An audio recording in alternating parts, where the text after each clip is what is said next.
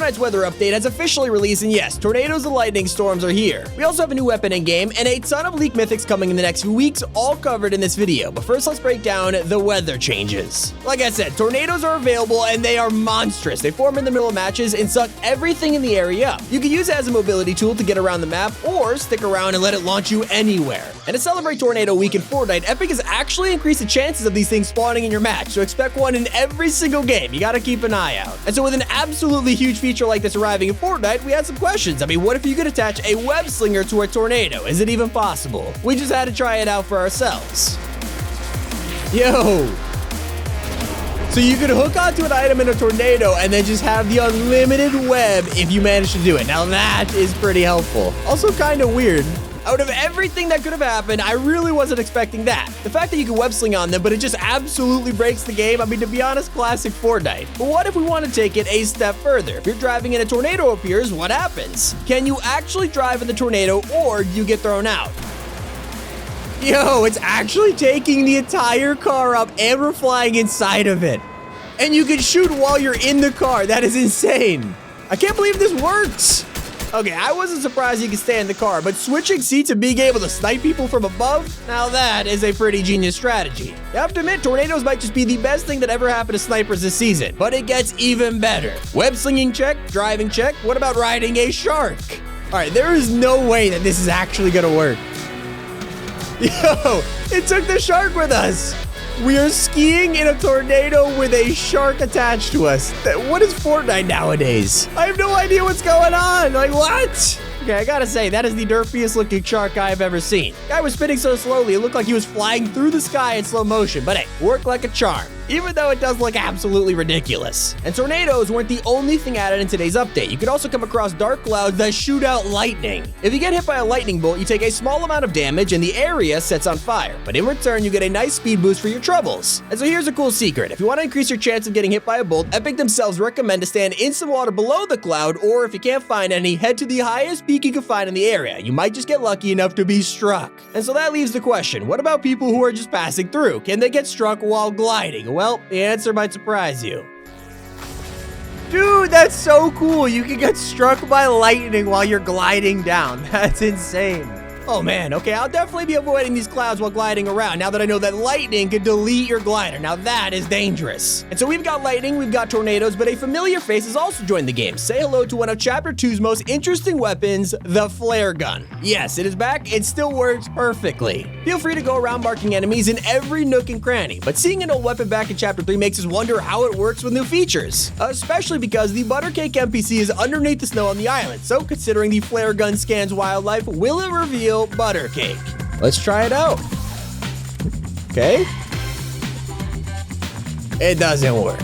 Well, we hope this one will work, but unfortunately, not the case. And there's still so much content. This week's patch has also added a second IO drill site onto the map. Yes, if you head to the bottom right of Greasy Grove, you'll be able to spot IO guards and a small outpost with the drill vehicle sitting right there. And there's apparently 3 more to go. And so while today's update has brought us the entire new weather system, there's still so much to come. In fact, this week's update was actually just a small patch. And next week will apparently bring us the first big update of Chapter 3. So let's break it down. First off, expected to release exactly 1 week from now on January 18th. You're also expecting 19.10 to give us the content we have been waiting for, like the Buttercake animal and maybe even the first layer of snow melting, revealing tilted towers and so much more. But outside of next week's update, we also have an insane amount of leaks that reveal the rest of the season and even give us information about what to expect in Chapter 3 Season 2. Looks like Tabor Hill's back again and has revealed 2 huge bombs about the next season. He has stated that Season 2's theme will be a war between the Seven and the Imagined Order, which is what we've been anticipating ever since the chapter began. But it's not just the theme we know about. A brand new vehicle has also been revealed, and according to Tabor, Season 2 will give us a new drivable vehicle with a turret on top. Maybe it'll be like a Jeep or some kind of Humvee, or maybe something completely original. But Season 2 and beyond will also give us some of Fortnite's most anticipated crossovers to date. This week, an insider revealed that Epic Games have recently signed a deal with Paramount to bring some of their biggest brands to Fortnite, and this is a huge deal. Paramount own a lot of properties that people have been begging to see in Fortnite. One of the main brands that was mentioned in this deal was Teenage Mutant Ninja Turtles. titles, so it looks like we've got a huge chance of seeing them come to the game in the next few months. But Paramount doesn't just own TMNT, they also have the rights to Star Trek, SpongeBob SquarePants, Avatar The Last Airbender, Rugrats, The Twilight Zone, I mean, I could go on. Now, we already have a Star Trek emote in the shop, so it looks like we should expect more like that to come.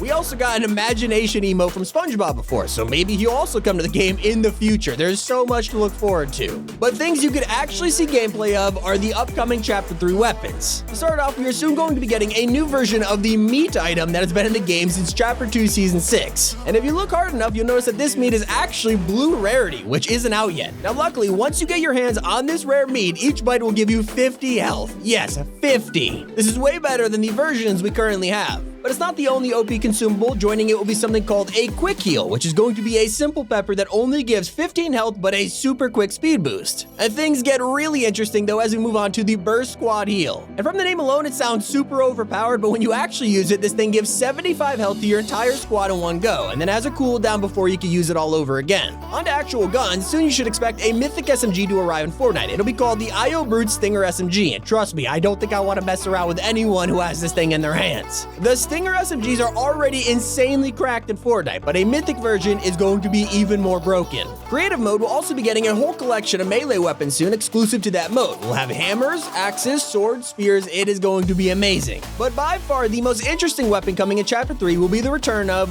the heavy shotgun. According to leakers, Epic has updated the gun in the files, removing the red dot sight on top and changing the render of the gun. So basically this means that the heavy shotgun has a huge chance of returning by the end of the season. And if you're a fan of Chapter 3's tent feature, it's gonna get even better. Soon tents will be upgradable, and you'll also be able to add things like picnic tables, upgrade stations, and campfires for gold. You'll also get your own personal cooler and a flagpole, maybe to display your banner on, so it sounds like tents aren't really going anywhere in Chapter 3. Today's update has also revealed an encrypted icon series emote that could be dropping any day now. It's an emote based on the famous Tunok Tune music video and that iconic dance, so honestly I can't wait to buy this one. And it looks like it's not the only incredible collab coming to Fortnite. Apparently we could also expect some Bethesda characters to be coming to the game in Chapter 3, like Doomslayer, Dragonborn, maybe even a power armor skin from Fallout. But what we know for sure is that Epic is working on extra customization for our profiles in Fortnite. Right now, you can click on people's profiles and see when you last played with them, when they were online, and more, but soon we'll be getting tags for our profiles. Not sure what this will be for, but maybe you could have favorite friends or something like that. Who knows? And so we saved the best for last with everything else you need to know.